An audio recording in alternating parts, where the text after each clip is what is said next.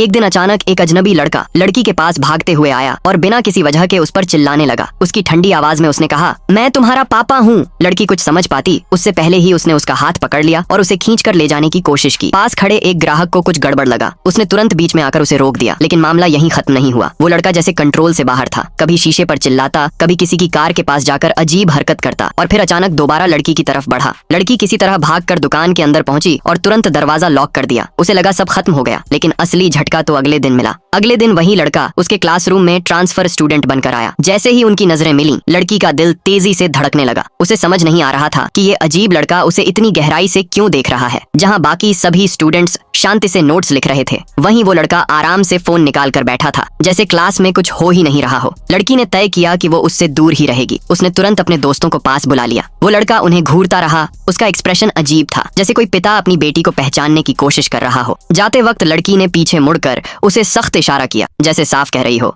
मेरे पास मत आना। और फिर वो अपने दोस्तों के साथ वहां से निकल गई। जैसे ही वो उसकी नजरों से दूर हुई, सबने राहत की सांस ली और धीरे धीरे चलते हुए अपनी जीत सेलिब्रेट करने लगे। लेकिन किस्मत को कुछ और ही मंजूर था। स्कूल के पीछे आराम करते वक्त लड़की फिर उसी लड़के से टकरा गई। इस बार भी उसने उसी ठंडी नजर से उसे डांटा। लड़की तुरंत वहां से भागने लगी, लेकिन तभी एक टीचर ने उसे रोक लिया और अनजाने में उसकी पोल खोल दी। टीचर को लगा दोनों रिलेशनशिप में हैं, इसलिए उन्होंने लड़की की माँ को स्कूल बुला लिया। जब उसकी माँ ने उस लड़के का चेहरा देखा, वो एकदम जम सी गई। कुछ पल चुप रहने के बाद धीरे से बोली, ये बिल्कुल तुम्हारे पापा जैसा दिखता है। जब वो जवान थे, लड़की के पैरों तले जमीन खिसक गई। क्या ये सच में उसके पापा हो सकते हैं? ओप्पा।